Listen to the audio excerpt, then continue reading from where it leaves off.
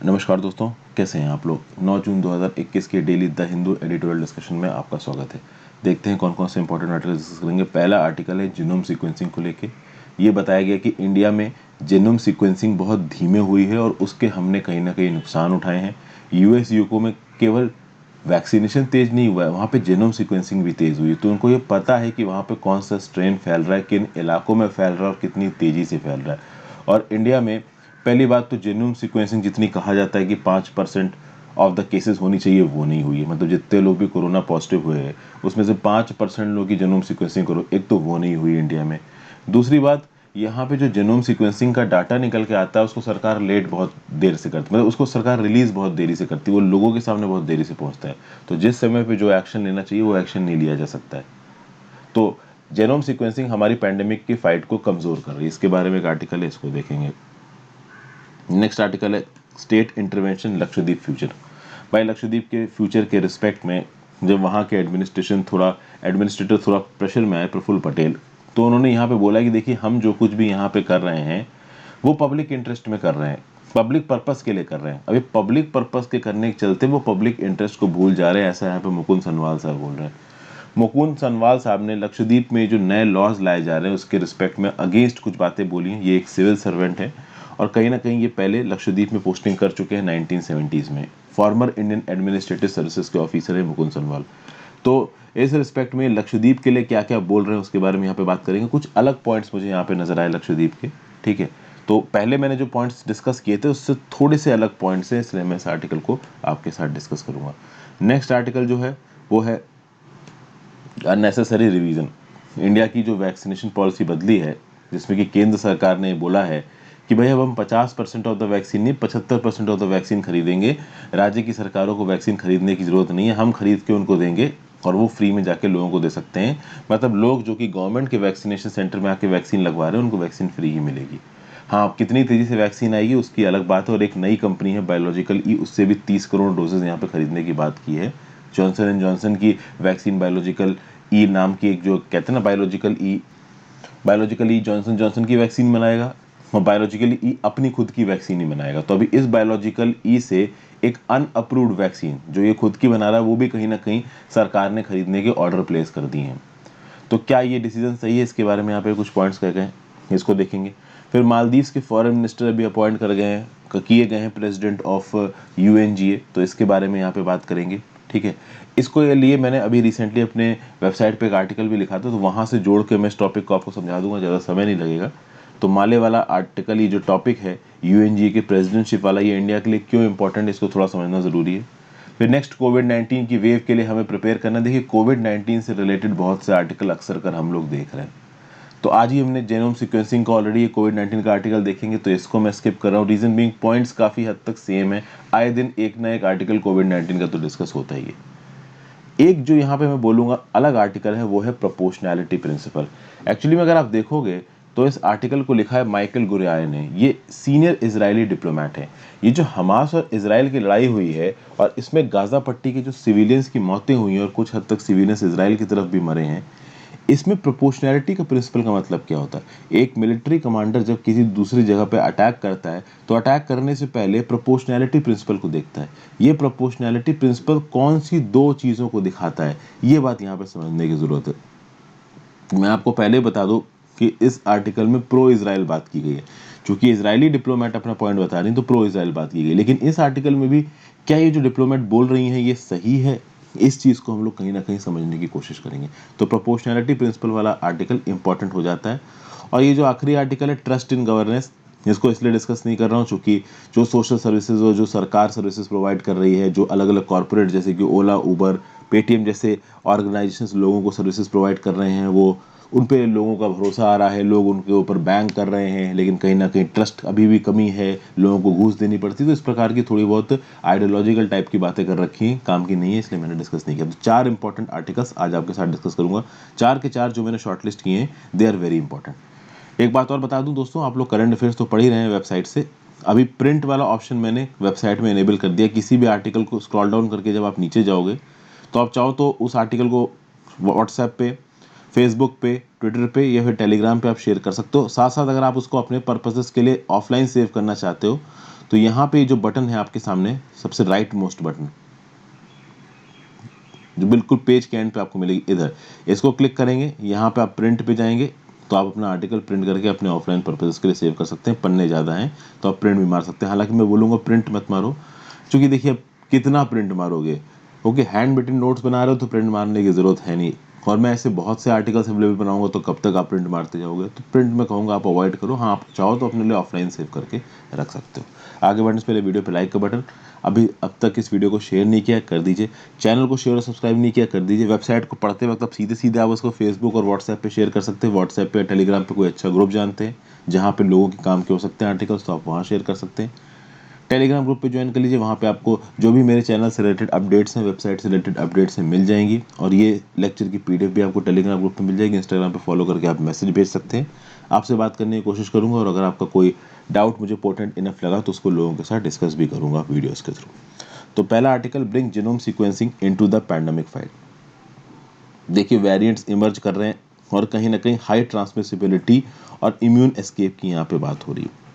अगर बात की जाए तो one of the biggest tools in tackling corona virus is genome sequencing. ये इंपॉर्टेंट तब हो जाता है, देखिए एक वायरस का एक ही फॉर्म सर्कुलेट करे तो अलग बात है, लेकिन वायरस के म्यूटेंट सर्कुलेट करते ही हम सब जानते हैं। तो कहीं ना कहीं जो म्यूटेंट्स है वो खतरनाक हो जाते हैं, और इन एमर्जिंग वेरिएंट्स को कहीं ना कहीं ट्रैक रखना, इन एमर्जिंग म्यूटेंट्स को कहीं ना कहीं इनका ट्रैक रखना बहुत ज़्यादा ज़रूरी होता है। अब तक 10 वेरिएंट ऑफ कंसर्न यहाँ पे आइडेंटिफाई किए गए, और 10 वेरिएंट ऑफ कंसर्न, कोई एक पर्टिकुलर पर्सन अगर कोरोना वायरस से इन्फेक्ट हुआ है तो उसको कौन सा वेरिएंट हुआ है, कौन सा म्यूटेंट इन्फेक्ट करके गया है, ये आप तब तक नहीं कर सकते जब तक आपको जेनोम सीक्वेंसिंग नहीं आती, या फिर जेनोम सीक्वेंसिंग की कैपेबिलिटी आपने नहीं डिवाइस की है। यूनाइटेड किंगडम और यूनाइटेड स्टेट्स कोरोना वायरस से इसीलिए लड़ पाए क्योंकि उन्होंने अपनी आबादी को वैक्सीनेशन के साथ साथ जेनोम सीक्वेंसिंग का भी बेनिफिट दिया है। जेनोम सीक्वेंसिंग में आबादी को सीधे तो कोई बेनिफिट नहीं मिलता है, बस ये पता चल जाता है कि कौन सा म्यूटेंट फैल रहा है और किस इलाके में फैल रहा है। तो अगर एरिया वाइज प्रॉपर तरीके से जेनोम सीक्वेंसिंग किया जाएगा तो कहीं ना कहीं एरिया वाइज सेग्रीगेशन करके कोरोना के फैलाव को रोका जा सकता है। और यूके मतलब कि इंग्लैंड ने ये बहुत इफेक्टिवली किया है, बट इंडिया यहाँ पे फॉल्टर कर गया। इंडिया दोनों पॉइंट से फॉल्टर कर रहा है। इंडिया ना अपनी जनता को वैक्सीनेशन प्रोवाइड कर पा रहा है और ना ही यहाँ पे इनफ जेनोम सीक्वेंसिंग हो रही है। नियम ये बोलता है कि कम से कम 5% of the confirmed Covid cases में जेनोम सीक्वेंसिंग होनी चाहिए, बट क्या हो पा रही है? नहीं। इंडिया में बस कुछ हजार लोगों की जेनोम सीक्वेंसिंग हुई है। जेनोम सीक्वेंसिंग के आप कह सकते हो फैसिलिटीज कौन कौन सी इंडिया में बनाई गई, तो इंडिया में बनाया गया इंडिया SARS-CoV-2 जेनोम कंसोर्टिया। इसको आप इंसा कॉग भी बोलते हैं। उसमें बहुत सारी लेबोरेटरीज हैं जो कि जेनोम सीक्वेंसिंग इंडिया में कर सकती हैं, और इन्होंने अब तक कुछ हजार केसेस की ही जेनोम सीक्वेंसिंग की। और इसके बाद ये पता चला कि भाई B.1.617.2 इसको बोला गया है डेल्टा वेरिएंट। ये जो डेल्टा वेरिएंट है ये बहुत हद तक रिस्पॉन्सिबल है इंडिया में ये जो बहुत तेजी से कोरोना वायरस की वेव फैल रही है इसके लिए। इसका एक इनिशियल वर्जन था जिसका नाम था B.1.617। ये जो B.1.617 था ये महाराष्ट्र से रिपोर्ट हुआ था अक्टूबर 2020 में, बट उस समय पे इसको इसलिए डेंजरस नहीं बोला गया क्योंकि ये इतना इन्फेक्शियस नहीं था। लेकिन ये B.1.617 का ये वाला जो वर्जन है B.1.617.2 ये बड़ा खतरनाक है। ये इतना ज़्यादा डेंजरस है कि इंग्लैंड से जो अल्फा वेरिएंट रिपोर्ट हुआ है जिसका नाम है B.1.1.7 ये और डेंजरस है। B.1.1.7 कैंट इंग्लैंड से आया था सितंबर 2020 में, और उसके जस्ट एक महीने बाद अक्टूबर 2020 में आया B.1.617, और ये 617 का जो वर्जन है 617.2 this is much more dangerous than the alpha variant of UK, जैसा यहाँ पे बोला जा रहा है। और इस तरीके की जो वेरिएंट्स हैं वो कहीं ना कहीं इंडिया में लोगों को ज़्यादा परेशान इसलिए कर पा रहे हैं क्योंकि हमारी जो जेनोमिक सीक्वेंसिंग की कैपेबिलिटी है वो इनसफिशिएंट है। भाई इस प्रकार के वेरिएंट्स अगर फैल रहे हैं और हम पहले ही ये जान जाएं और कहीं ना कहीं लोगों के बीच में अवेयरनेस फैला दें तो कहीं ना कहीं लोग भी थोड़ा डर जाएंगे, शांत बैठ जाएंगे। आप देखो जब लोगों को ये पता चला कि एक म्यूटेंट फैल रहा है और इंडिया वाला म्यूटेंट ज़्यादा खतरनाक है तो लोगों ने कहीं ना कहीं एहतियात बरती है। तो अगर इस प्रकार की इंफॉर्मेशन जल्दी अवेलेबल करवाई जाए तो बहुत अच्छा हो सकता है। तो पहली बात हमारे यहाँ पे उस लेवल की जेनोम सीक्वेंसिंग नहीं हो रही है। दूसरी बात, जब इंडियन गवर्नमेंट के पास कुछ इन्फॉर्मेशन आ भी जाती है तो इंडियन गवर्नमेंट उसको रिलीज करने में समय लगाती है। यहाँ पे रॉयटर्स की एक रिपोर्ट है जो कि ये बोलती है कि अर्ली मार्च में ही जो अलग अलग रिसर्च साइंटिस्ट हैं जेनोम सीक्वेंसिंग में जो इन्वॉल्व हैं उन्होंने इंडियन गवर्नमेंट को एक रिपोर्ट सबमिट कर दी थी इस B.1.617.2 के फैलाव को लेके, लेकिन भारत सरकार ने 2 हफ्ते लगा दिए और 24 मार्च को इस रिपोर्ट के रिजल्ट्स पब्लिकली अनाउंस किए। अब सोचिए, एक म्यूटेंट इतनी तेजी से फैल रहा है और भारत सरकार को 2 हफ्ते लग रहे हैं रिजल्ट पब्लिश करने में। अरे 2 हफ्ते पहले अगर ये रिजल्ट पब्लिश हो जाते तो कहीं ना कहीं लोगों को पता चलता कि एक म्यूटेंट फैल रहा है जो कि उनको बहुत ज़्यादा बीमार कर सकता है, तो कम से कम ये 2 हफ्ते लोग और एहतियात बरतते और शायद कोरोना वायरस कम फैलता। ऐसा रॉयटर्स की रिपोर्ट कह रही है, ऑथर नहीं कह रहे हैं, इसलिए रॉयटर्स की रिपोर्ट का यहाँ पे लिंक भी दिया है ऑथर ने। कुछ अच्छी चीज़ें भी हुई भाई। फाइनली डाटा रिलीज हुआ from council of scientific and industrial research, institute of genomics and integrative biology and national centre for disease control and academy of scientific and innovative research study. ठीक है, अभी इन्होंने बताया कि SARS-CoV-2 का जो strain फैल रहा है दिल्ली में, ये बहुत डेंजरस है। एक्चुअली इस रिपोर्ट के हिसाब से, मतलब CSIR इंस्टीट्यूट ऑफ जेनोमिक्स और उसके अंदर जो integrative biology and national centre for disease control and academy of scientific and innovative research है, इसने ये बताया कि जब 3600 जेनोम सीक्वेंस सैंपल किए गए फ्रॉम नवंबर 2020 टू अप्रैल 2021, तो ये पता चला कि अप्रैल 2021 तक दिल्ली में सबसे खतरनाक फैलने वाला स्ट्रेन कौन सा था? Delta variant. Delta variant was responsible for 60% of the samples analysed. मतलब कि जितने सैंपल एनालाइज हुए थे उसमें 60% केसेस इस डेल्टा वेरिएंट के थे, यानी B.1, .617.2 के थे। और ये जो डेल्टा वेरिएंट था ये 50% ज्यादा ट्रांसमिसिबल है अल्फा वेरिएंट से। अल्फा वेरिएंट मतलब यूके वाला। अभी अल्फा वेरिएंट खुद एंसिस्ट्रल वायरस से 70% ट्रांसमिसिबल था। मतलब इनिशियली जो कोरोना वायरस फैलना शुरू हुआ उससे यूके वाला अल्फा वेरिएंट B.1.1.7 वो 70% ज़्यादा ट्रांसमिसिबल था, और इससे भी 50% ज़्यादा ट्रांसमिसिबल है डेल्टा वेरिएंट। मतलब 70 का भी 50% कर दीजिए तो लगभग 150% ओरिजिनल कोरोना वायरस के वेरिएंट से इंडिया वाला ये जो डेल्टा वेरिएंट है ज़्यादा ट्रांसमिसिबल है। मतलब कि पहले अगर इन्फेक्ट होने के चांसेस 100% थे तो अब 200% हो चुके हैं, दुगने हो चुके हैं इन्फेक्ट होने के chances in this delta variant. और इसका जो वायरल लोड है ना, वो वायरल लोड भी बहुत ज़्यादा होता है। वायरल लोड का मतलब क्या है, कई बार पहले समझा चुका हूँ। वायरल लोड और CT वैल्यू ये काफ़ी हद तक एक दूसरे के साथ रिलेटेड है। मैंने आपको बताया है कि जो CT वैल्यू होती है, CT वैल्यू में क्या किया जाता है, जब भी आपकी कोरोना की रिपोर्ट आती है उसमें CT वैल्यू अगर आपका 35 से कम है और बहुत ज़्यादा कम है, मतलब आपका वायरल लोड ज़्यादा है। मतलब कि आपके RNA को एक साइकिल में जब दुगना किया, फिर और बढ़ाया, फिर और बढ़ाया, तो जब वो साइकिल बढ़ती जाती है, कोरोना वायरस के पार्टिकल्स को पकड़ पाना बहुत आसान हो जाता है। जितनी कम साइकिल्स में कोरोना वायरस के पार्टिकल पकड़ में आ जाएंगे, उतनी ही कम CT वैल्यू होगी और उतना ही ज्यादा आपके ऊपर वायरल लोड होगा। देखिए, आपके RNA को एक बार आगे बढ़ाया गया, फिर एक बार आगे बढ़ाया गया, फिर एक बार आगे बढ़ाया गया। मान लीजिए 15 बार में वो वायरस डिटेक्ट हो गया, तो आप बोलोगे कि भाई इसकी CT वैल्यू 15 है, इसका वायरल लोड ज्यादा है। अगर 35 से ऊपर चला गया, 35 साइकिल्स में पकड़ में नहीं आया, तो आप कोरोना वायरस इन्फेक्टेड नहीं बताए जाओगे। तो CT वैल्यू जितनी कम होगी वायरल लोड उतना ही ज्यादा होगा, मतलब वो पर्टिकुलर म्यूटेंट आपको इन्फेक्ट करेगा, इस बात के चांसेस बहुत ज्यादा है।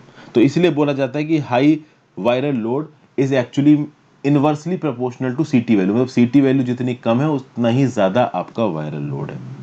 ठीक है भाई, ये चीज क्लियर होगी यहाँ पे। अब कुछ और पॉइंट्स यहाँ पे बताए जा रहे हैं।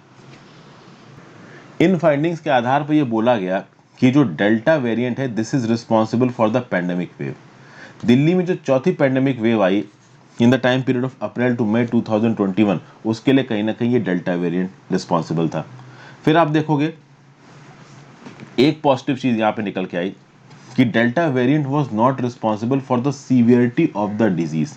मतलब कि देखिए, केस फैटिलिटी रेट और सीवियरिटी, मतलब आप ज्यादा बीमार पड़ गए और आप ज्यादा मरे, ये नहीं हुआ है डेल्टा रेट में, लेकिन हाँ आप इन्फेक्ट ज्यादा हुए ये हुआ है।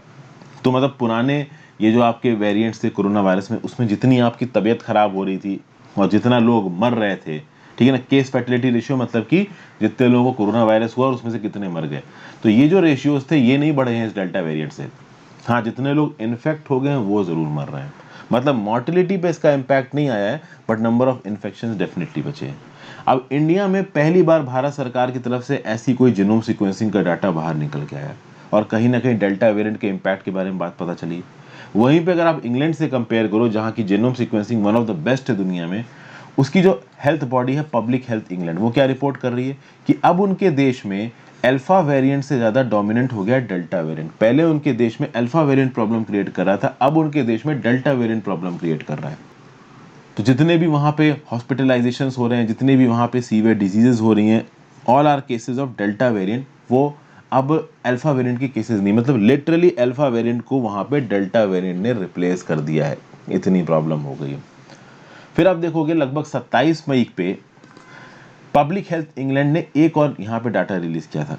पब्लिक हेल्थ इंग्लैंड ने बोला था कि देखिए सिंगल डोज ऑफ वैक्सीन की जो इफेक्टिविटी है वो डेल्टा स्ट्रेन के अगेंस्ट कम है। ये बात तो देखिए पहले निकल के आई है, चाहे अगर आप बात करो फाइजर की, चाहे आप बात करो कोविशील्ड की, इन दोनों वैक्सीन की जो इफेक्टिविटी है वो जो B.1.1.7 था इंग्लैंड वाला वेरिएंट अल्फा वेरिएंट, उसके अगेंस्ट तो फिर भी थोड़ी बहुत थी, कहीं ना कहीं डेल्टा वेरिएंट के अगेंस्ट कम हो गई है। अगर आप देखो तो 3 जून को मेडिकल जर्नल द लैंसेट ने एक स्टडी पब्लिश की जिसमें उन्होंने बोला कि भाई वो लोग जिन्होंने फाइजर बायोएनटेक की 2 डोजेस ली हैं, ठीक है, उनकी 2 डोजेस, अगर आप बात करो एंसेस्टर वायरस से, तो मान लो किसी एक पर्टिकुलर पर्सन पी को एंसेस्टर कोरोना वायरस ने इन्फेक्ट किया जो पहले फैल रहा था, और मान लीजिए किसी पर्टिकुलर पर्सन को डेल्टा वेरिएंट ने इन्फेक्ट किया, तो जब फाइजर की डोज इस एंसेस्ट्रल वायरस वाले को दी जाएगी, डेल्टा वेरिएंट वाले को दी जाएगी, तो डेल्टा वेरिएंट वाले पे अगर आप देखोगे तो 5.8 फोल्ड लोअर, मतलब कि डेल्टा वेरिएंट वाला जो पर्टिकुलर पर्सन इन्फेक्ट हुआ है उसके ऊपर वो वैक्सीन काम करेगी। ये बात 5.8 गुना कम है in the case of when compare to original virus. तो ओरिजिनल वायरस में अगर वो वैक्सीन 100% इफेक्टिव थी, तो कहीं ना कहीं डेल्टा वेरिएंट के केसेस में 5.8 टाइम्स कम इफेक्टिव होगी, ठीक है। और वही चीज अल्फा वेरिएंट के लिए 2.6 फोल्ड है। तो नॉर्मल वायरस में अगर 100% इफेक्टिव थी फाइजर की वैक्सीन, तो जिस पर्टिकुलर पर्सन को अल्फा वेरिएंट ने इफेक्ट किया उसमें 2.6 गुना कम इफेक्टिव है। तो फिर भी आप देख सकते हो कि अल्फा वेरिएंट के अगेंस्ट तो फिर भी फाइजर वाली वैक्सीन इफेक्टिव हो रही है, डेल्टा वेरिएंट के अगेंस्ट तो और कम इफेक्टिव हो रही है। ये बात यहाँ बताई जा रही है, और वो भी तब जब आपको 2 डोजेस मिले। अगर सिंगल डोज मिले हैं तब तो बहुत ही ज्यादा कम इफेक्टिव हो आप डेल्टा स्ट्रेन के अगेंस्ट में। तो ये एक बहुत प्रॉब्लमेटिक चीज बताई जा रही है इंडिया की डेल्टा स्ट्रेन को लेके। इसलिए इंडिया में ब्रेक थ्रू इन्फेक्शन से केसेस बहुत देखे जा रहे हैं कि आपको वैक्सीन भी मिल गई है, उसके बाद भी कहीं ना कहीं आपको कोरोना वायरस हो रहा है। ये बात यहाँ पे बताई जा रही है। तो भाई हमारी जो साइंटिफिक नॉलेज और अंडरस्टैंडिंग है, ये जो नए नए कोरोना वायरस के स्ट्रेन्स निकल रहे हैं, ये बहुत ज़रूरी होगी पब्लिक हेल्थ इंटरवेंशंस को लाने में, इस पैंडेमिक को हटाने में, कहीं ना कहीं वैक्सीन्स को नया बनाने में, वैक्सीन्स को रिकंस्ट्रक्ट करने में।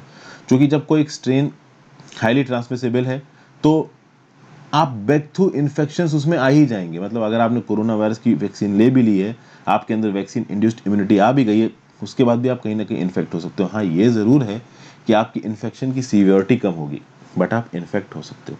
तो यहाँ पे इन्फॉर्म्ड पॉलिसी डिसीजन लेने होंगे, वैक्सीनेशन तो करना ही पड़ेगा, प्लस जेनोम सीक्वेंसिंग भी यहाँ पे आपको करनी पड़ेगी। डिस्ट्रिक्ट लेवल जेनोम सीक्वेंसिंग के ट्रेंड्स रियल टाइम में आपको निकालने हैं और उनको लोगों तक अवेलेबल करवाना है, खासकर अर्बन एग्लोमरेशंस, जो बड़े बड़े शहर हैं जहाँ पे पॉपुलेशन डेंसिटी बहुत ज़्यादा है, मुंबई दिल्ली जैसे, वहाँ पे जेनोम सीक्वेंसिंग आपको मेजर स्केल पे करवानी है और उसके डाटा को रेगुलरली रिलीज करना है, ताकि वहाँ रहने वाले लोगों को ये पता चल जाए कि भैया हम एट रिस्क है, अपनी सुरक्षा अपने हाथ है। सरकार को साइंटिफिक और ऑपरेशनल रिसर्च में पैसा डालना चाहिए वैक्सीन इफेक्टिवनेस के लिए। मतलब जो ऑलरेडी वैक्सीन बन गई हैं बस इससे खुश नहीं रहना है, इन वैक्सीन को इन डेल्टा वेरिएंट के अगेंस्ट भी इफेक्टिव किया जा सके, इस चीज़ की लगातार रिसर्च यहाँ पे होती रहनी चाहिए। ये बात यहाँ बताई जा रही है। फिर फाइनली ये बताया जा रहा है कि भाई देखिए, till the end of May India ने एडमिनिस्टर कर दी है at least 1 dose of vaccine to 43% of people older than 60 years. India में 60 साल से जो ज़्यादा बूढ़े लोग हैं उनमें से 43% को एक डोज मिल चुकी है, कब तक, मई के एंड तक। और जो लोग 45 साल से बूढ़े हैं उनमें से 37% लोगों को एक डोज मिल चुकी है इंडिया के अंदर। अभी प्रॉब्लम यहाँ पे ये है कि भारत सरकार की जो नई पॉलिसी आई है कि पहली डोज और दूसरी डोज के बीच का जो गैप है उस गैप को बढ़ाया गया है। यहाँ पे कुछ बेसिक सवालों के जवाब देना ज़रूरी है। पहली चीज़ तो ये कि जो लोग 45 साल से ज़्यादा के हैं, इन 45 साल से ज़्यादा वाले लोगों को जिनको एक डोज मिल चुकी है उनको दूसरी डोज जल्दी देना प्रायोरिटी है, या फिर 18 से 44 साल वाले एज ग्रुप में ज़्यादा लोगों को एक डोज देना प्रायोरिटी है। क्योंकि आपको पता है कि भाई सरकार ने अभी जो पॉलिसी बनाई है उस पॉलिसी के अंदर ये बोला गया है कि भाई किसी भी कोविड की वैक्सीन की 2 डोजेस के बीच में जो फर्क है उसको बढ़ा दिया गया है, कम से कम 2 महीने का रख दिया गया है वो फर्क, ठीक है ना, 16 हफ्तों का वो फर्क रख दिया गया है। तो बात यहाँ पे ये निकल के आती है कि टेक्निकली देखा जाए तो बहुत जगहों पे बताया जाता है कि फर्क या फिर गैप 2 वैक्सीन डोजेस में 1 महीने का होना चाहिए। तो एक डिसीजन यहाँ पे ये लेना पड़ेगा कि 45 साल से ज़्यादा के जो लोग हैं, खासकर 60 साल से ज़्यादा के जो लोग हैं, उनको दूसरी डोज जल्दी दो या फिर 18 से 44 साल वाले एज ग्रुप में पहली डोज ज़्यादा दो लोगों को। तो this is one decision that government has to make. इस प्रकार के डिसीजन हमको तब नहीं लेने पड़ते जब हमारे पास वैक्सीन भर भर के बन रही होती। अनफॉर्चुनेटली वैक्सीन हमारे पास भर भर के नहीं बन रही है। एट द सेम टाइम हमको बहुत सारी जेनोम सिक्वेंसिंग करती रहनी है और उसका डाटा टाइमली और ट्रांसपेरेंट मैनर में रिलीज करते रहना है। उनके ऊपर ये थीसिस करती रहनी है कि ये पैंडेमिक, ये जो वेरिएंट्स है कितने ट्रांसमिसिबल हैं, कितने सीवियर हैं, वैक्सीन इफेक्टिवनेस कितनी है। और अगर ये सब चीज़ें हम कर पाते हैं तो कहीं ना कहीं we will be able to tackle this corona virus menace in a more effective manner. Next बात करते हैं स्टेट इंटरवेंशंस लक्षद्वीप फ्यूचर। भाई लक्षद्वीप आर्किपेलागो को मेन स्ट्रीम से जोड़ने की जो कोशिश है हमारे एडमिनिस्ट्रेटर प्रफुल्ल पटेल साहब की, वो बिल्कुल ही फेल हो गई, क्योंकि ये कोशिश वहाँ के लोगों को पसंद नहीं आ रही। अब जिन लोगों को गवर्न करने के लिए आप नियम कानून बना रहे हो वो नियम कानून उन लोगों को ही पसंद नहीं आएंगे तो फिर किस बात के नियम कानून, फिर उनका कोई मतलब ही नहीं है। लक्षद्वीप एडमिनिस्ट्रेशन में एक स्टॉर्म सा आ गया, एक तूफान सा आ गया। ये जो ड्राफ्ट रूल लेके आए थे एडमिनिस्ट्रेटर, उसके खिलाफ एडमिनिस्ट्रेटर साहब को इतना सुनाया गया है कि कहीं ना कहीं वो लोगों को ये बताते फिर रहे हैं कि ये जो नियम कानून मैं बता रहा हूँ ये पब्लिक पर्पस के लिए है, इससे लोगों का ही फायदा होगा। लेकिन यहाँ पे ये बताया जा रहा है कि लोगों का फायदा कम है, एक्चुअली में बेसिक स्ट्रेटेजिक इश्यूज को यहाँ पे इग्नोर किया जा रहा है। बेसिक स्ट्रेटेजिक इशू क्या है कि भाई पहली बात तो इकोलॉजिकल फ्रेजिलिटी। लक्षद्वीप के एनवायरनमेंट और इकोलॉजी को प्रोटेक्ट करना बहुत ज़्यादा इंपॉर्टेंट है। आप एक लिमिट से ज़्यादा वहाँ पे एनवायरनमेंट और इकोलॉजी को तबाह नहीं कर सकते और इन नियम कानून से वो तबाह होगी। दूसरा, insular cultural geography.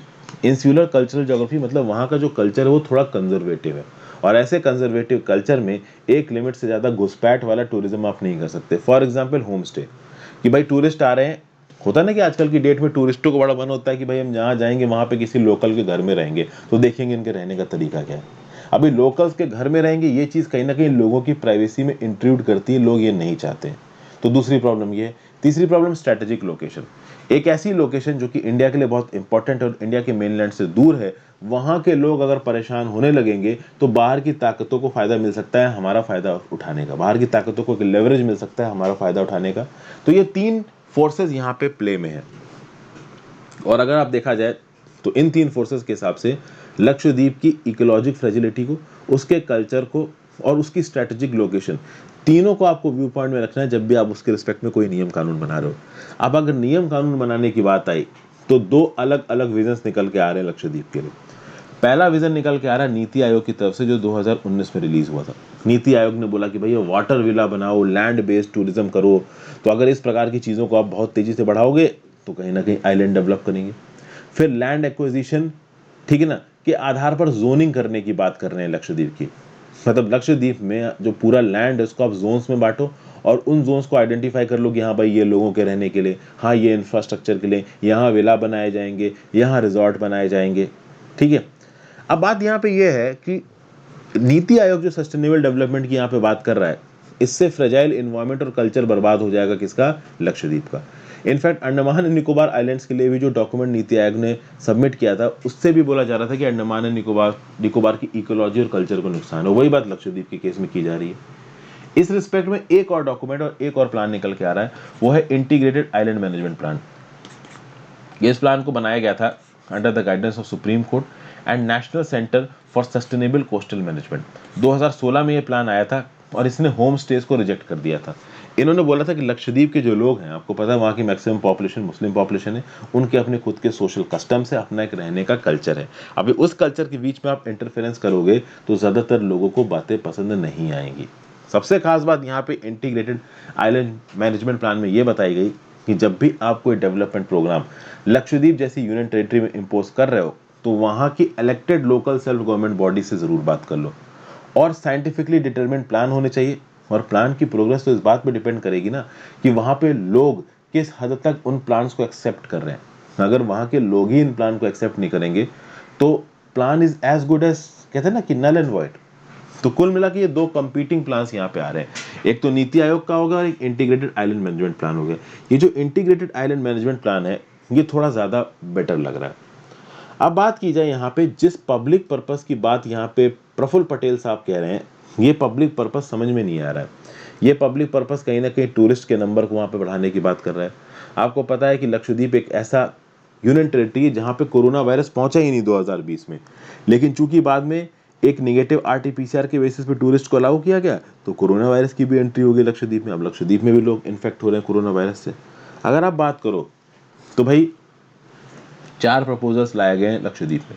Lakshadweep development authority regulation, prevention of enter social activities regulation, Lakshadweep panchayat regulation और लक्षद्वीप एनिमल प्रिजर्वेशन रेगुलेशन। हालांकि इनकी बात मैंने पहले की है। इनको बोला गया regulations of peace, progress and good government. ऐसा बोला जा रहा है कुछ सोर्सेज के हिसाब से कि खुद union home minister Amit Shah ji खुश नहीं है इन प्रपोजल से।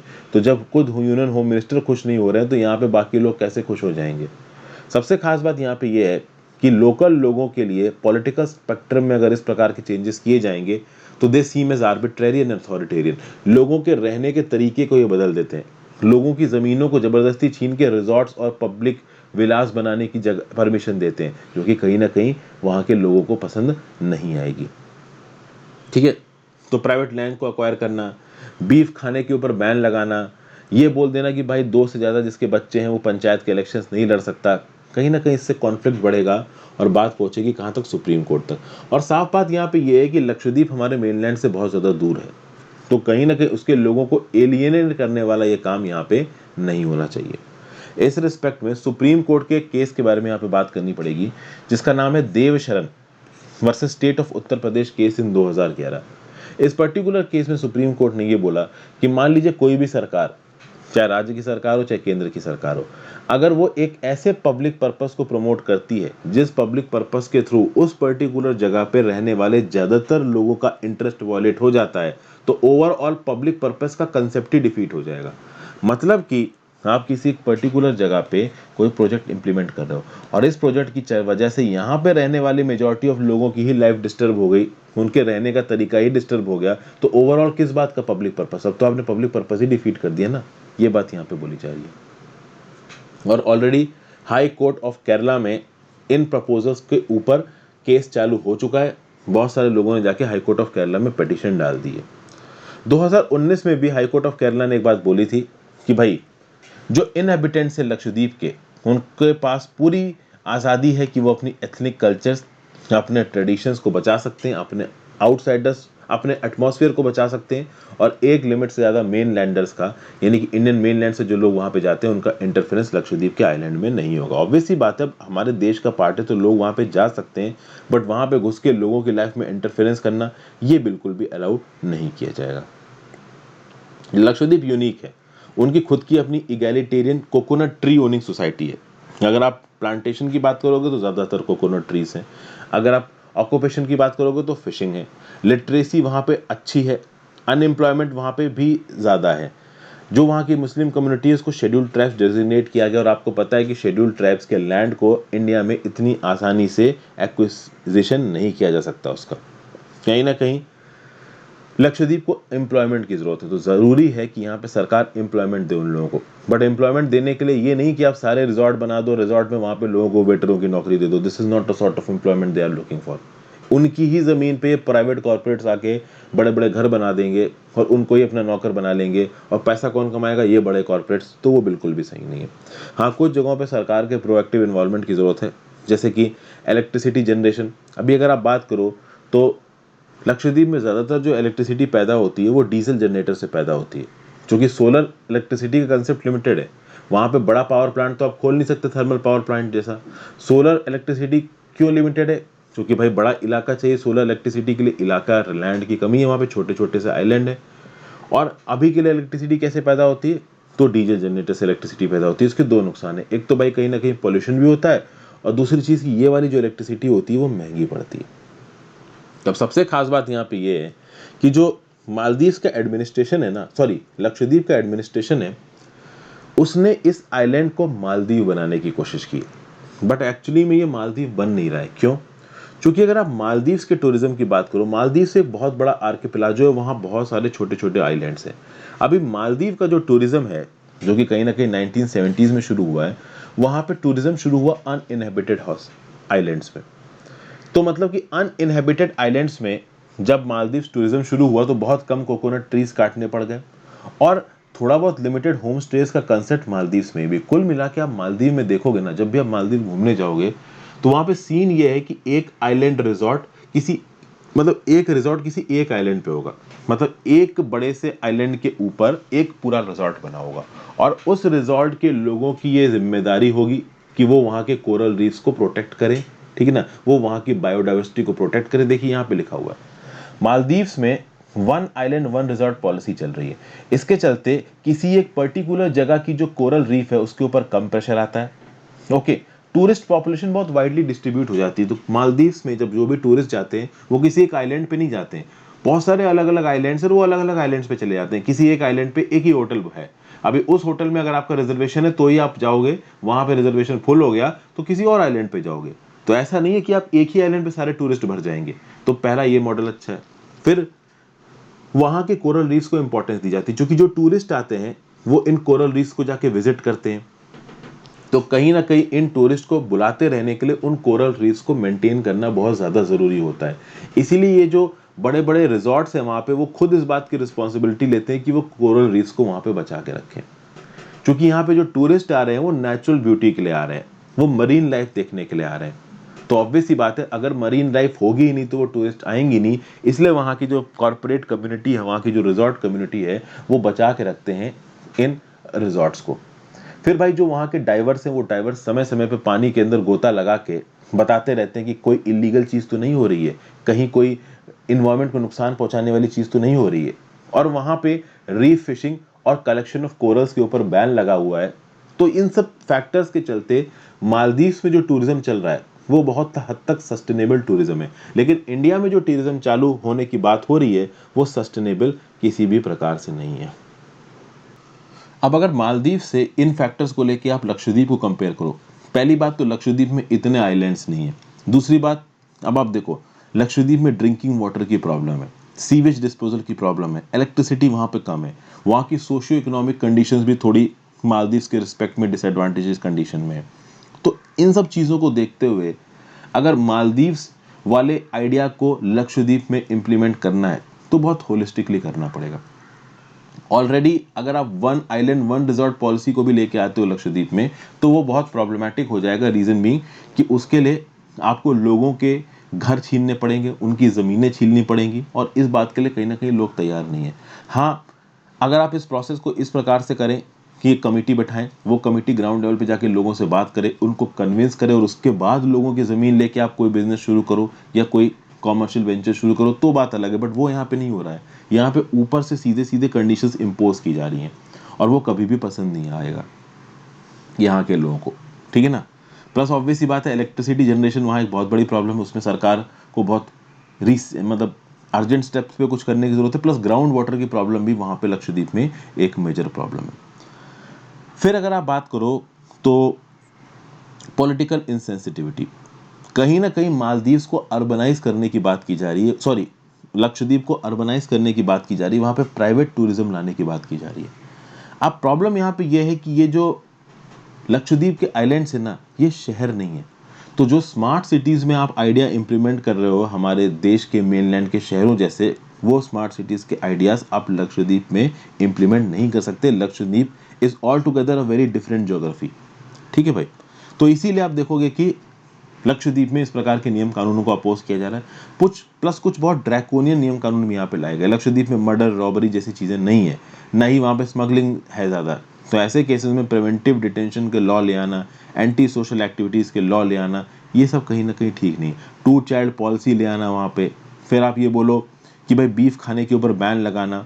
अभी बीफ खाने वाला जो बैन है वो नॉर्थ ईस्ट इंडिया में नहीं लगा है, तो आपने लक्षद्वीप में लगा दिया।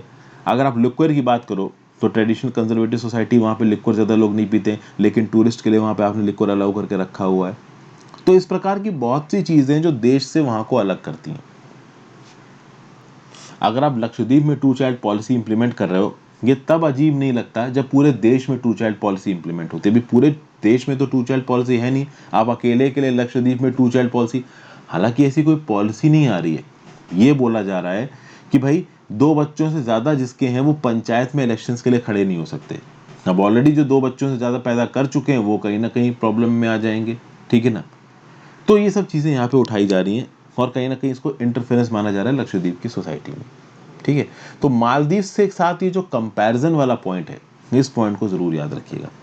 कॉर्पोरेट, आप कह सकते हो कि सिग्निफिकेंस और कॉर्पोरेट रिस्पॉन्सिबिलिटी, मालदीव्स में जो बड़े बड़े रिजॉर्ट्स चलाते हैं, जो बड़े बड़े कॉर्पोरेट्स बिजनेस चला रहे हैं, वो कहीं ना कहीं मालदीव्स की लोकल रीफ्स का, लोकल ज्योग्राफी का ध्यान रखते हैं।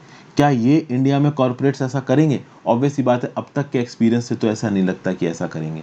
और कहीं ना कहीं लक्षद्वीप के लोग भी जानते हैं कि अगर एक बार ये कॉर्पोरेट्स अपने होटलों के साथ लक्षद्वीप में एंट्री कर गए तो भाई लक्षद्वीप के जो ओरिजिनल इनहेबिटेंट्स हैं उनको थर्ड क्लास सिटीजन बना के रखेंगे। इसलिए भी वो कहीं ना कहीं आने नहीं देते, क्योंकि बाकी जगहों पे जो डेवलपमेंट हुआ है उसमें कहीं ना कहीं इस प्रकार के ट्रेंड देखे गए। नेक्स्ट आर्टिकल पे आते हैं, unnecessary revision, the changes in vaccination policy should improve India's response to the pandemic. देखिए, सेंटर ने रिसेंटली एक इंडिया की वैक्सीनेशन पॉलिसी में कोर्स करेक्शन किया, ये बहुत ज़्यादा ज़रूरी था। वो कोर्स करेक्शन क्या है ये आपको बता दिया गया है कि भैया अब 18 से 44 साल के लोगों को भी कहीं ना कहीं vaccine free of cost available करवाई जाएगी अगर वो किसी सरकारी अस्पताल में जाके अपनी वैक्सीन लेते हैं, ठीक है। 21 जून से सेंटर 75% ऑफ द वैक्सीन को प्रोक्योर करेगी और जो मैक्सिमम सर्विस चार्जेस रखे गए हैं वो 150 रुपये रखे गए हैं। मतलब कि प्राइवेट हॉस्पिटल में जो जाके वैक्सीन लगवाएगा तो प्राइवेट हॉस्पिटल वाले जितने रुपए की उसको वैक्सीन मिल रही है प्रोवाइडर से, मैन्युफैक्चरर से, उससे बस 150 रुपये एक्स्ट्रा ले सकते हैं वैक्सीन लगाने के लिए। तो कहीं ना कहीं दामों को तो डेफिनेटली यहाँ पे कंट्रोल किया गया है। सरकार को यह भी भरोसा है कि आगे आने वाले समय में भारत बायोटेक और सीरम इंस्टीट्यूट ऑफ इंडिया की वैक्सीन भी बहुत बड़े अमाउंट में इंडिया में बनेगी, तो उससे भी वैक्सीनेशन तेज होगा।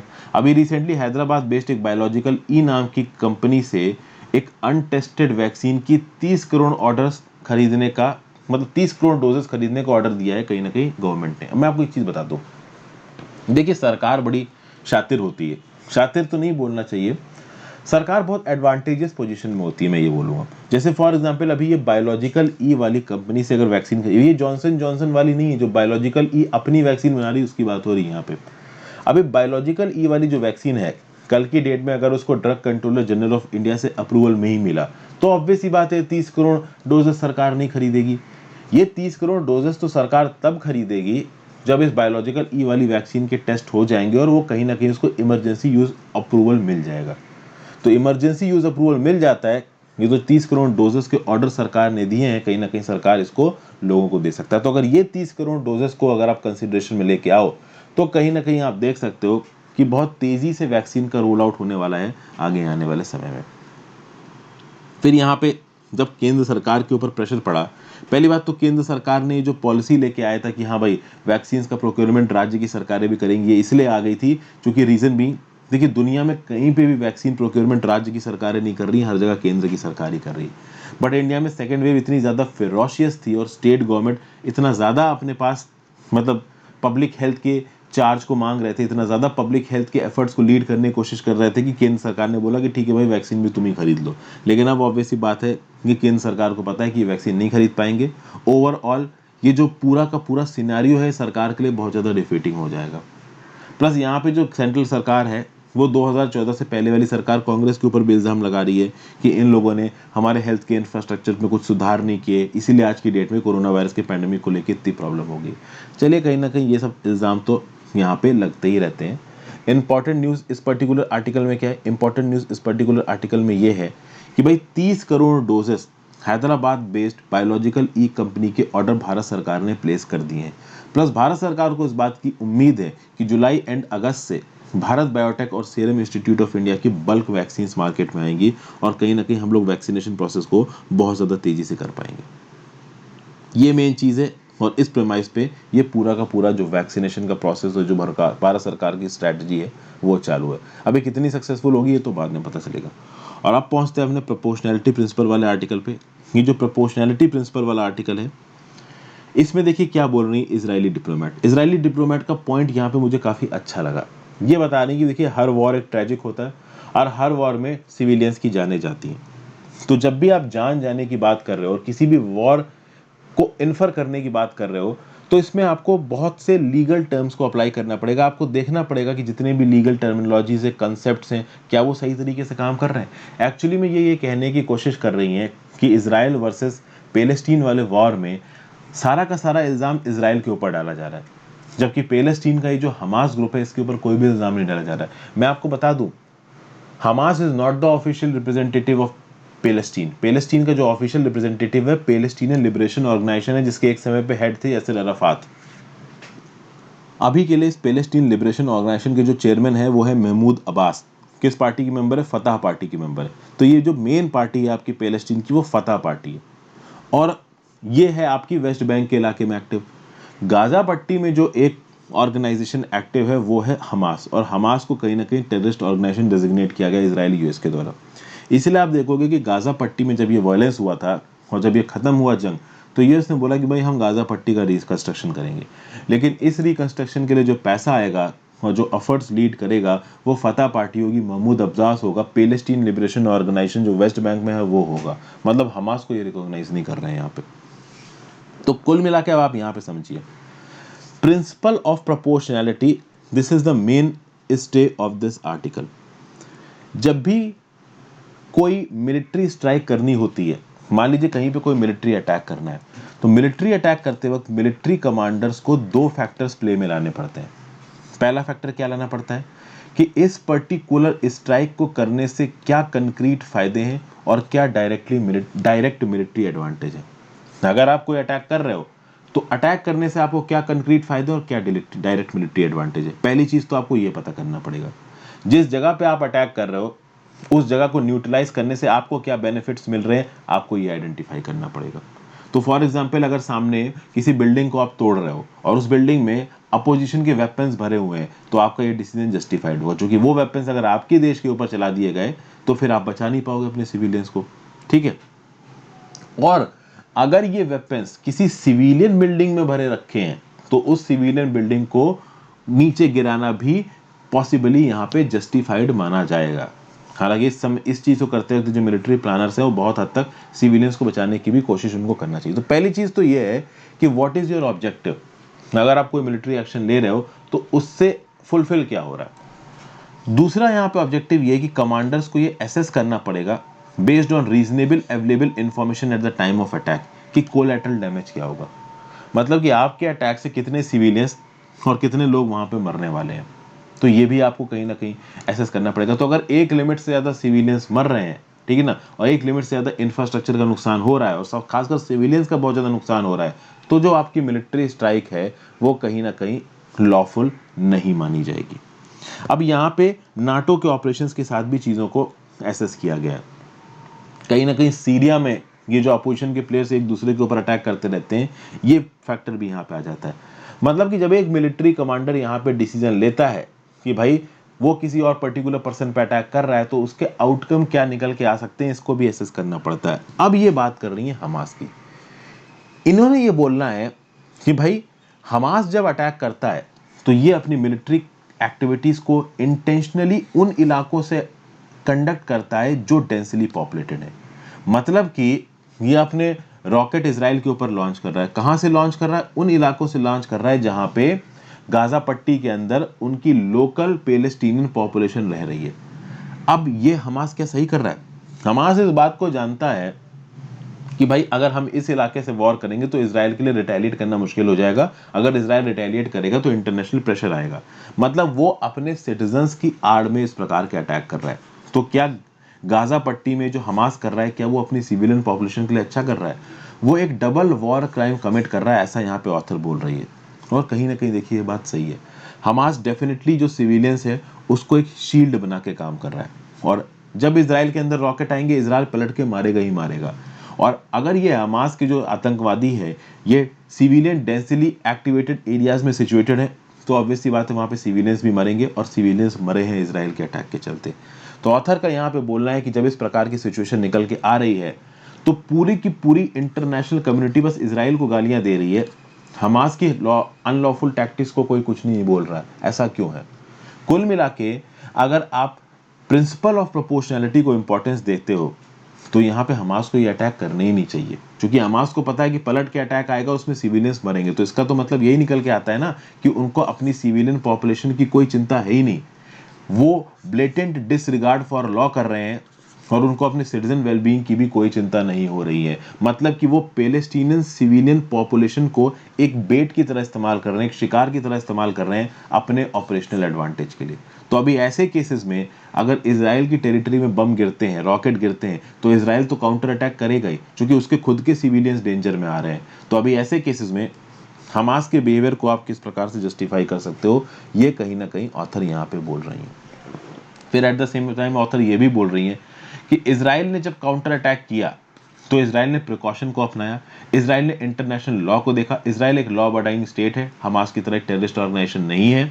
और इजराइल ने बोला कि जिस प्रकार की प्रैक्टिसेस एडवांस मिलिट्रीज करती हैं वेस्टर्न स्टेट्स की, खासकर यूएसए की, उस प्रकार की प्रैक्टिसेस से तो ज़्यादा ही रिस्पॉन्सिबली हमने यहाँ पे एक्ट किया है। हमने जब यहाँ पे अटैक किया, हमने इस बात की पूरी कोशिश की कि कम से कम सिविलियंस की जाने जाएं, लेकिन अब ये हमास वाले सिविलियंस के बीच ही में घुस के बैठे हैं, तो पूरी तरीके से तो जान जाना हम भी नहीं रोक सकते यहाँ पे। तो कुल मिला के हमास को यहाँ पे एक प्राइस पे करना चाहिए अपने वॉर क्राइम्स के लिए। पूरी की पूरी इंटरनेशनल कम्युनिटी केवल इजराइल को इस बात के लिए रिस्पॉन्सिबल फैलाए कि यहाँ पे इजराइल क्राइम कर रहा है, ये बिल्कुल भी सही नहीं है। प्रोपोर्शनैलिटी के प्रिंसिपल को समझना जरूरी है किसी भी मिलिट्री कमांडर के लिए। अभी इजराइल की तरफ अगर कोई मिलिट्री कमांडर है, उसके सामने रॉकेट उड़ता हुआ आ रहा है, लोग मर रहे हैं, तो उसके पास कोई ऑप्शन नहीं बचता है यहाँ पे अटैक करने के अलावा। लेकिन हमास की तरफ से पहला अटैक क्यों हुआ? जब उनको ये बात पता है कि पलट के अटैक आएगा तो उनके सिविलियंस मरेंगे। And this is a very important question. इसको आप बोलते हो प्रिंसिपल ऑफ प्रोपोर्शनलिटी। और कहीं ना कहीं अगर हमास को अटैक करना भी था, अगर अल अक्सा मॉस्क में कुछ गलत हो रहा तो इससे हमास को बुरा लग रहा था, तो कहीं ना कहीं उनको अपने सिविलियंस को अलग रख के करना चाहिए। मिलिट्री और आर्मी किसी भी जगह की, इसका पहला ये उसूल होता है कि वो अपने लोगों को प्रोटेक्ट करे। लेकिन यहाँ पे लोगों को प्रोटेक्ट नहीं किया जा रहा है, यहाँ पे लोगों को एक ह्यूमन शील्ड बनाया जा रहा है। एटलीस्ट इजराइल अपने देश के लोगों को तो प्रोटेक्ट कर रहा है, भले वो सिर्फ ज्यूज को प्रोटेक्ट कर रहा है, बट वो कर रहा है। But at the same time ये हमास जैसे ऑर्गेनाइजेशंस तो अपनी ही सिविलियन पॉपुलेशन को खतरे में डाल रहे हैं। This is what is said by the senior Israeli diplomat here. इनका नाम है माइकल गुर आयश। तो ये था आज का एनालिसिस दोस्तों। आई होप आपको पसंद आया हो। ज़्यादा से ज़्यादा लोगों के साथ इस वीडियो को लाइक करिएगा। Thank you for watching. Have a great day.